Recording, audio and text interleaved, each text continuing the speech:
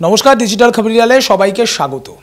সে আগেকার দিনে রাজরাজরাদের কথা মনে আছে, যখন কোনো ঘোষণা বা কোনো বিজ্ঞাপন জানাতে হতো নিজের রাজ্যবাসীদের কাছে, তখন রীতিমতো ঢেঁড়া পিটিয়ে ঘোষণা করতে বেরোতেন, ঘোষক চোঙা ফুঁকে ঘোষণা করতেন। সময় পাল্টে গিয়েছে, যুগ পাল্টে গিয়েছে, আধুনিক যুগে আমরা চলে এসেছি। এখন জ্ঞাপনের বিভিন্ন মাধ্যম, বিভিন্ন আঙ্গিকে বিজ্ঞাপন এবং ভোটের নির্বাচন বা ভোট সংক্রান্ত যে বিজ্ঞাপন বলা যেতে পারে, নির্বাচনী বিজ্ঞাপন, সেই বিজ্ঞাপনেরও দিনকে দিন যাকে বলা যেতে পারে ক্রমবিবর্তন ঘটেছে। একটা সময় দেওয়াল লিখন, তারপরে পোস্টার, এবং তারপরে এখন প্রত্যেকটা সংবাদপত্র, বিভিন্ন পোর্টাল, ডিজিটাল মাধ্যম, সর্বত্র বিজ্ঞাপনের ছড়াছড়ি। একেবারে অন্য একটা দুনিয়া যেন তৈরি হয়ে গিয়েছে এবং সেখানে একেবারে প্রফেশনাল ব্যাপার স্যাপার সব। এবার সেই বিজ্ঞাপনকে নিয়েই রীতিমতো যুযুধান রাজ্যের শাসক দল বনাম কেন্দ্রের শাসক দল। অভিযোগ কি? একদিকে বঞ্চনার অভিযোগ, সেই বঞ্চনা নিয়ে মিথ্যে বলার অভিযোগ, এবং সেই মিথ্যে বলা নিয়ে সরকার জনগণের পয়সা খরচা করে কোনো একটি পার্টি বা কোনো একটি রাজনৈতিক দলের ভাবমূর্তি উজ্জ্বল করছে, তার অভিযোগ। এবং অভিযোগ করছে কে? অপর আরেকটি রাজনৈতিক দল। বেনজির দৃষ্টান্ত। এবং সেই অভিযোগ কোথায় করা হচ্ছে? খোদ নির্বাচন কমিশনের কাছে। আগে হ্যাঁ, রাজ্যের শাসক দল অর্থাৎ তৃণমূল কংগ্রেস, তারা নির্বাচন কমিশনকে চিঠি লিখেছে। চিঠি কি? মূল সারবত্তা, বিভিন্ন বিষয়ে বিভিন্ন ক্ষেত্রে রাজ্যে উন্নয়নমুখী প্রকল্পের একাধিক বর্ণনা দিয়ে তাতে একাধিক যে বিনিয়োগ বা বিভিন্ন ক্ষেত্রে বরাদ্দের টাকা, সেই বরাদ্দের টাকার বিভিন্ন খতিয়ান দিয়ে রীতিমতো যাকে বলা যায় বিজ্ঞাপন প্রকাশিত করেছে কেন্দ্রের শাসক সরকার। এবং এই গোটা বিষয়টাতে আদতে তারা কিন্তু ভাবমূর্তি উজ্জ্বল করতে চাইছে তাদের দলের।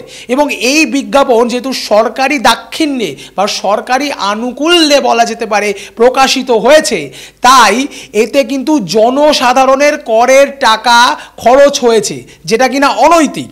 এই বক্তব্য তুলেই একেবারে রাজ্যের শাসক দল তৃণমূল কংগ্রেস, কেন্দ্রের শাসক দল বিজেপিকে বিধে যাকে বলা যেতে পারে, যাকে বলা যায় নির্বাচনী প্রাক্কালে, নির্বাচন ঘোষণার একেবারে প্রাক্কালে কিন্তু নির্বাচন কমিশনের কাছে চিঠি পাঠিয়েছে। কিন্তু গল্পটা অন্য জায়গাতে। অভিষেক ব্যানার্জি ব্রিগেডের মাঠে জনগর্জন সভা, সেই সভায় দাঁড়িয়ে তার বক্তব্যের একেবারে শেষ অংশে এসে বা শেষ লগ্নে এসে একেবারে হাতে কাগজ নিয়ে খোলা চ্যালেঞ্জ ছুড়েছিলেন প্রধানমন্ত্রী নরেন্দ্র মোদীর বিরুদ্ধে। তিনি পরিষ্কার বলেছিলেন যে বরাদ্দ নিয়ে কোট আনকোট মিথ্যে কথা বলছেন। বঙ্গের প্রচারে এসে একের পর এক মিথ্যে ভাষণ দিচ্ছেন প্রধানমন্ত্রী। যদি তার সাহস থাকে শ্বেতপত্র প্রকাশ করুক কেন্দ্রের সরকার। এবং এরপর বিভিন্ন ক্ষেত্রে দেখা গিয়েছে যে এই বাগবিতণ্ডা বেড়েই চলেছে। সাম্প্রতিক সময়ে দেখা গিয়েছে যে ময়নাগুড়িতে সভা করতে যাওয়ার সময়ও আবার এরকম একটি প্রসঙ্গ, টুইটারে তার বিরুদ্ধে রীতিমতো বিরুদ্ধ মন্তব্য করে টুইট বিজেপির সেলের, বিজেপি আইটি সেলের, এবং তারপর তাদেরকেও রীতিমতো ওপেন চ্যালেঞ্জ করা।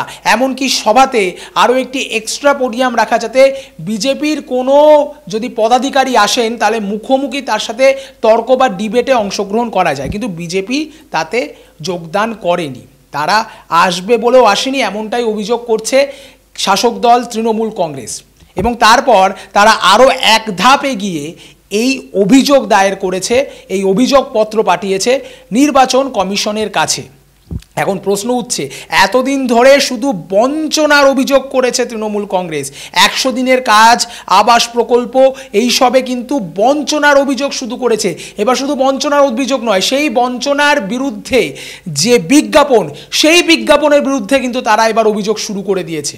এবং তাৎপর্যপূর্ণভাবে একটা জিনিস লক্ষ্য করে দেখেছেন বিভিন্ন রাজনৈতিক মহলের বিশেষজ্ঞরা, তারা একটা জিনিস লক্ষ্য করেছেন, যে বিজ্ঞাপন নিয়ে এত জলঘোলা, সেই বিজ্ঞাপনে বিভিন্ন ক্ষেত্রে বরাদ্দের উল্লেখ রয়েছে, সংখ্যার উল্লেখ রয়েছে, কিন্তু তাৎপর্যপূর্ণভাবে যেই বিষয়টিকে নিয়ে এত বিতর্ক, যে বিষয়টির অঙ্ক নিয়ে খোদ অভিষেক বন্দ্যোপাধ্যায় তৃণমূলের সর্বভারতীয় সাধারণ সম্পাদক, তিনি এক হাত নিয়েছেন দেশের প্রধানমন্ত্রীকে, খোলা চ্যালেঞ্জ করেছেন, সেই জায়গায় কিন্তু কোনো অঙ্কের উল্লেখ সত্যিই নেই।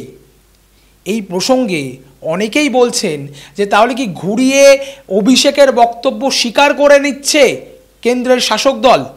এত পরিসংখ্যান রয়েছে, বিভিন্ন খাতে বরাদ্দ যে রয়েছে সেই বরাদ্দের সেখানে উল্লেখ রয়েছে, কিন্তু এই খাতটাতে তাৎপর্যপূর্ণভাবে এই আবাস যোজনা এবং মনরেগা তাতে অনুদানের কথা বলা হচ্ছে, কিন্তু অনুদানের অঙ্ক সেখানে অনুপস্থিত।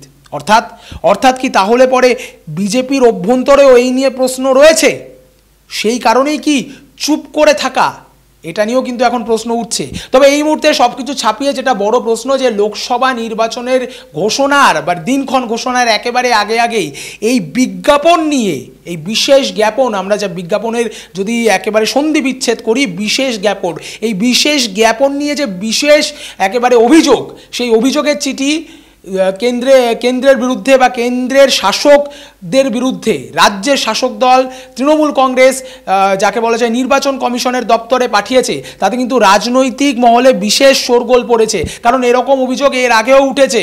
এরকম অভিযোগ কিন্তু নতুন নয়, যে শাসক দল তাদের বদান্যতায় শাসক যে সরকার তারা কিন্তু মানে যাকে বলা যায় করের টাকা খরচা করে নিজেদের ভাবমূর্তি উজ্জ্বল করবার জন্য বিভিন্ন বিজ্ঞাপন দিয়ে থাকেন। এবারে এই অভিযোগের পরে আসন্ন নির্বাচনে এই যে প্রবণতা, সেই প্রবণতা কি কমবে, সেই প্রশ্নই তুলছে রাজনৈতিক মহল এবং দেশের জনগণ বা ওয়াকিবহল জনসাধারণের একটা অংশ। কারণ করের টাকা খুব স্বাভাবিকভাবেই সেটা জনসাধারণের উন্নয়নের কাজে ব্যবহার করা উচিত। পার্টির প্রচারের জন্য যদি সেটা হয়ে থাকে, যদি সেটা সত্যি হয়ে থাকে, পার্টি সংক্রান্ত বা পার্টির ভাবমূর্তি উজ্জ্বল করবার, রাজনৈতিক দলের ভাবমূর্তি উজ্জ্বল করার দায় জনসাধারণের নয়। তার জন্য নির্বাচনী বন্ড রয়েছে, ইলেকটোরাল বন্ড রয়েছে, সেই বন্ডের টাকা, তাদের ফান্ডের টাকা খরচা করুক নির্বাচনের প্রাক্কালে নির্বাচনে অংশ নেওয়া বিভিন্ন রাজনৈতিক দল। কিন্তু শাসক হিসাবে থাকায় কোনো অনৈতিক সুবিধা যদি তারা নিয়ে থাকে, সেটা সত্যি ভারতের মতো গণতান্ত্রিক রাষ্ট্রে, ভারতের মতো গণতন্ত্রকামী রাষ্ট্রে কিন্তু সত্যি সেটা বিপজ্জনক একটা পরিস্থিতি, এটা কিন্তু অস্বীকার করার কোনো জায়গাই নেই। এই মুহূর্তে দাঁড়িয়ে তৃণমূলের এই অভিযোগ, তার বিরুদ্ধে বিজেপি কি রণনীতি নেয়? একেতেই যেখানে বলা হচ্ছে যে বৈষম্যের অভিযোগ তুলছে শাসক দলের বিরুদ্ধে, কেন্দ্রের শাসক দলের বিরুদ্ধে রাজ্যের শাসক দল তৃণমূল কংগ্রেস, অপরদিকে এবার বিজ্ঞাপন নিয়েও তারা বিজ্ঞাপনকেও রীতিমতো ইস্যু করতে চলেছেন আসন্ন নির্বাচনে, এটা বোঝাই যাচ্ছে।